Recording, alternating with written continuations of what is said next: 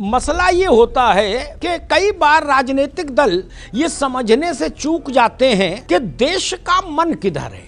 आप भाजपा का विरोध तो कर सकते हैं, करिए, राजनीतिक दल है, लेकिन इतनी एहतियात जरूर बरतिए कि भाजपा का विरोध करते करते कहीं काशी, अयोध्या और मथुरा के विरोध के आंगन में न कूद जाइएगा। क्योंकि मैंने उसमें बताया, वहीं से सवाल आपसे लूंगा कि अयोध्या का विरोध जिन जिन दलों ने किया था, ये बात कर रहा हूं 89 से, जब से अयोध्या बड़ा मुद्दा बना, वो सारे दल आज कुपोषित हो गए। कैसी अपमानजनक बातें कर रहा है लौटा, ये अश्लील है ये लोना। तब कल जयपुर में आपके राहुल जी ने हिंदुत्व पर व्याख्या पेश कर दी। अब वो फजीता नहीं समेट रहा कि हिंदू कौन और हिंदुत्व कौन। बोले हिंदुत्ववादियों को देश से भगाना है। बताइए राघवेंद्र जी, कैसे कैसे काम हो रहे हैं भैया। आप लोग पीछे भी नहीं देख रहे, कहाँ कितनी बड़ी पार्टी थी, कहाँ आ गई। नहीं, बाबा विश्वनाथ कितने तड़प रहे होंगे जी, किस बात जिस देश में 12.5 करोड़ लोग भूखमरी के कगार पे चले जाएं, उनकी नौकरी छूट जाए। ठीक कपिश भाई, अभी आज हम इसी पर रहेंगे। कपिश बाबू आज काशी पर नहीं है। काशी पर नहीं है। बाबा अगर रो रहे हैं तो हमें कहना नहीं पड़ेगा। चलिए ठीक, बाबा रो रहे हैं तो हमें कहना नहीं पड़ेगा। ठीक, लेकिन यही टोन और टेक्सचर में अयोध्या के समय सुनता था। बड़े बड़े विद्वान आते थे, हैं, वो कहते थे बताओ ये क्या लंपटाई हो रही है आंदोलन के नाम पर, है, यहाँ बात वो अस्पताल बना दो। एक बड़े नेता आए, बोले जी यहाँ शौचालय बना दो। सब पार्टियां ध्वस्तीभूत हो गई, कुपोषण का शिकार हो, लोगों ने खारिज कर दिया। मैं क्या करूं, फिर जॉब छोड़ दूं? ताई आए हमारे यहाँ, इन्हीं 3 बिंदुओं को क्यों रौंदा उन्होंने? क्योंकि ये हमारी आत्मा से जुड़े विषय थे। ये कोई सैन्य स्थान नहीं थे भारत के, ना आर्थिक स्थान थे। अयोध्या तो बहुत पिछड़ा इलाका था। वहां काय के लिए आए थे? इसीलिए आए थे कि भारत के माथे पर लात रख के खड़े हो जाए। तो अगर वहां वो चीज पलटी जा रही है तो राष्ट्र के गर्व का विषय है। तो भारत का गौरव सिर्फ एक ही तरफ से नहीं होता है, चतुर्मुखी गौरव देखना चाहिए एक पालक को कि भूखे पेट क्या भजन हो पावेगा।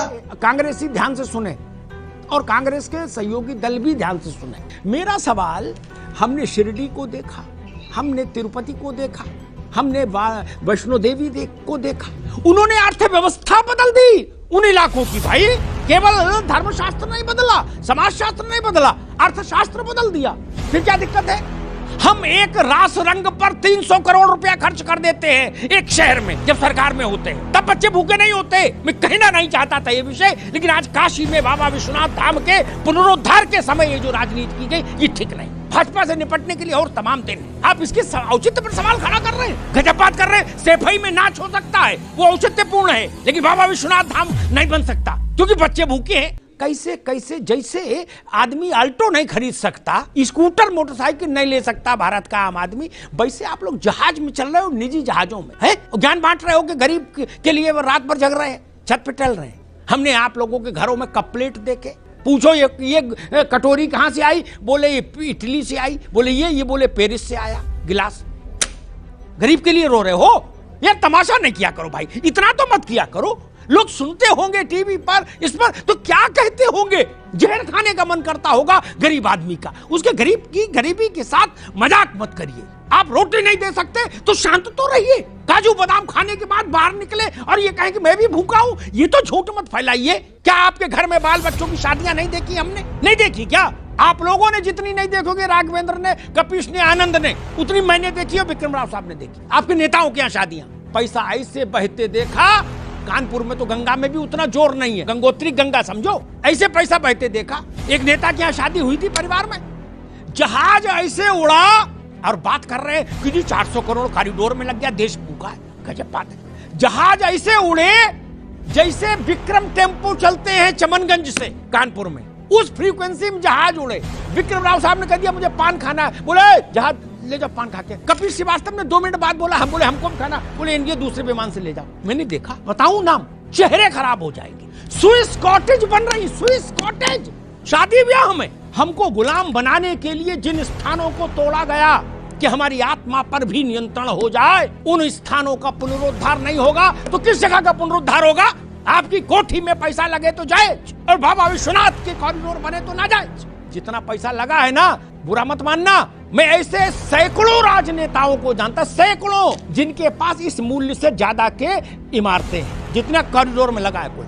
राव साहब गलत तो नहीं कह रहा? 100 एसी लगे, 100 एसी, इंद्र की सभा लगती है। अरे पशु पक्षी भी विदेशी हैं। 2.5 लाख का तोता, उसको मकाऊ बोलते, क्या बोलते? पकाऊ। हाँ, एक नेता थे, बोले ये पकाऊ लाए, मकाऊ बताए। बोले मैंने कितने का लाए? बोले भैया 2.5 लाख का लाए। वो भी कह रहे थे मैं गरीब के लिए रात भर जगता हूँ। मैंने कहा फिर मकाऊ को कब खिलाते हो जब गरीब के लिए रो रहे हो? 7.5 लाख रुपया का चश्मा। बाबा विश्वनाथ पर सवाल उठाओगे? आप लोगों के पास नैतिक सत्ता नहीं है। नैतिक सत्ता नहीं आपके पास सवाल उठाने की। भाई आपकी कमाई का कोई साधन नहीं और आप कपड़ा रोज 3 बार बदल रहे हो, नींबू काट पहन रहे हो, कहां से आता है पैसा? काम कोई है नहीं, धंधा कोई है नहीं, बायोडेटा में लिखा है समाज सेवा, और फॉर्च्यूनर में चल रहे हो झमाझम, 4 गाड़ी आगे 4 पीछे, और जूता भी साला सफेद पहन रहे हो, मोजा ही नहीं।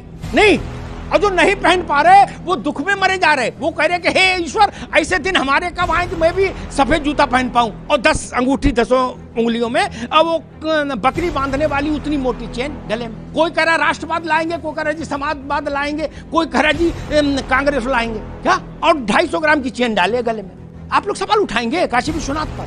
ना भाई साहब, ऐसा मत करिए। आध्यात्मिक को छोड़ भी दें, हालांकि आध्यात्मिक मान का कोई मूल्य नहीं होता।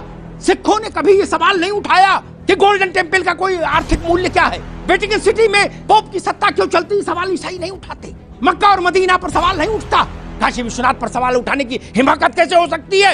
अयोध्या पर सवाल उठाने की हिमाकत कैसे हो सकती है? जब राजनीति नहीं थी, जब पार्टियां नहीं थी, जब नेता नहीं थे, तब इस देश को किसने एक रखा मेरे मित्र? हम लोग तो बाद में आए हैं नेतागिरी करने के लिए। हजारों साल की गुलामी के बाद भी अगर तुलसी चौरा बचा रहा, उसमें दीपक बाती होती रही, अगर सत्यनारायण की कथा बची रही, अगर बजरंगबली का मंदिर बना रहा, अगर राम सीता विवाह हो की यादें बनी रही हमारे जहन में, तो यही मठ मंदिर थे जिन्होंने भारत की आत्मा को जीवित रखा। शासक कोई रहा हो, शक आए, हूण आए, मुगल आए, कहां के अलवन बलवन सब आ गए, क्या कर लिए? काल के गाल में समा गए। केवल हम जिंदा रहे। कुछ बात है कि हस्ती मिटती नहीं। इसलिए मैं सबसे कहूंगा, स्वागत कीजिए बाबा विश्वनाथ के इस कॉरिडोर का, इस संकुल का। ये भारत की आत्मा का शंखनाद है, इसको सुनिए।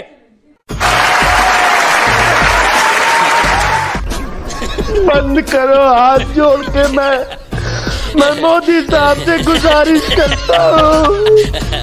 आप लोग रोना बंद कीजिए। मेरे तक आवाज आ रही है।